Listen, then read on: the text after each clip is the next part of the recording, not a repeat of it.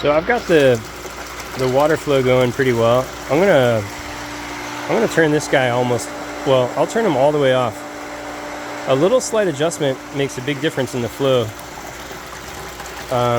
But I want to just see how much this pump's putting out. So I'm gonna go ahead and close this all the way, and we'll see what happens. Pretty good flow.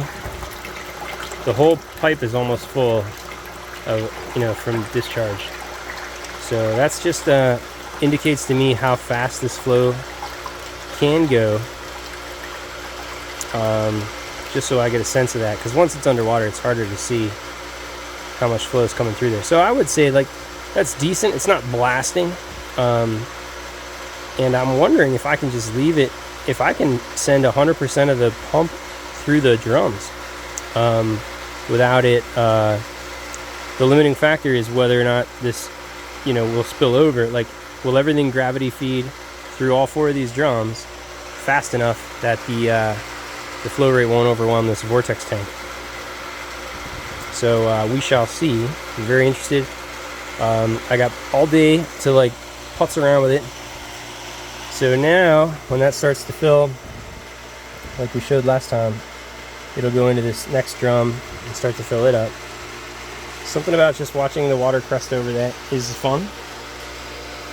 I just like to see if it's even or not. Mostly even.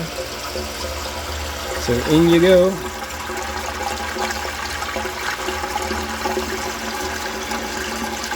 I'm noticing I have a slight leak outside the vortex. So now we're going to see if this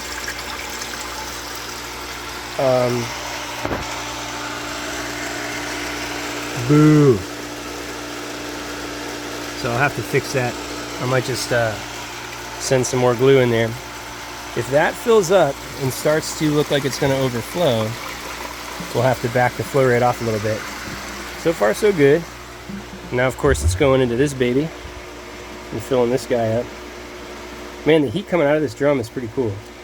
I'm encouraged by that, because I think that means we've got some real biological activity going on here.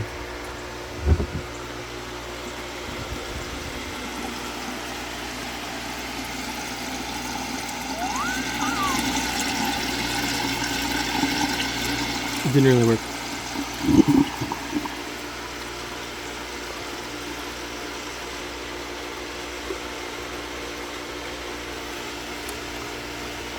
It's fun. So it's right there. It's not overwhelming the system yet. Happy to see that. This guy's filling up. And then as soon as it gets to those lower holes, you'll hear water moving out into the next drum. These cute little beads. And these guys have just been hanging out for a week with no new water. So it'd be interesting, like, if I could sample this water and see how clean it is, that'd be cool. I might do that. Get a little ladle. This guy looks cleaner, but that's not really telling me anything. It's important to have your coffee. Back to this leak, you know, I was kind of curious. Most of the fixtures have more, they have like a 0.75 inch, you know, area that you can glue. But for whatever reason, this little tiny 22 inch ding dong was, you know, it's got like a ½ inch at best. And then this flexible hose was like, you know, it didn't want to leave its curly shape. So I had to really kind of wrench it in there and glue it.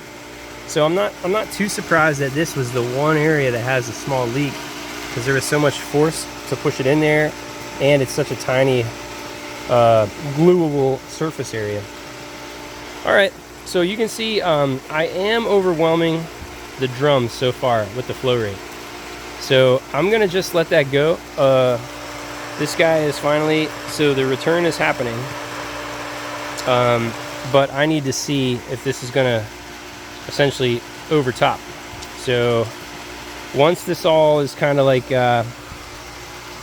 equilibrialized, it's equilibrialized in here, and maybe the other 3 drums aren't there yet, but this, in theory, like, this shouldn't overflow because this is a gravity fed system, but I need to like assume that the flow rates through each drum, like essentially that I put enough holes in these things so that they're not actually blocking the flow, or they're not the limiting factor of this system.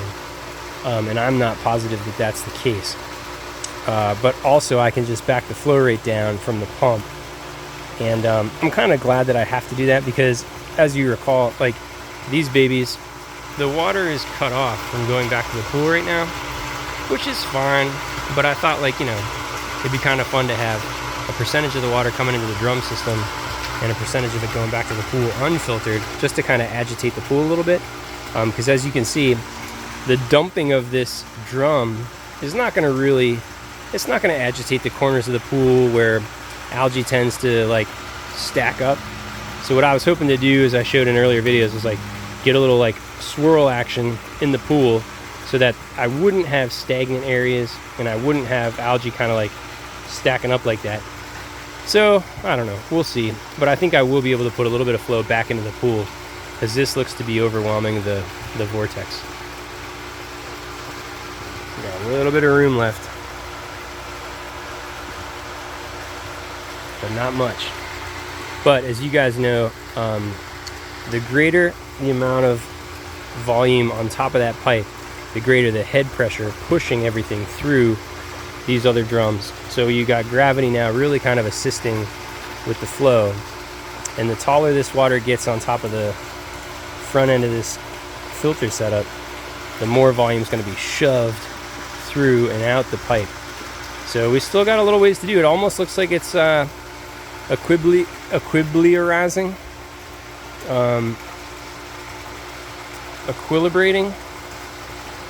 homeostasized at the top here,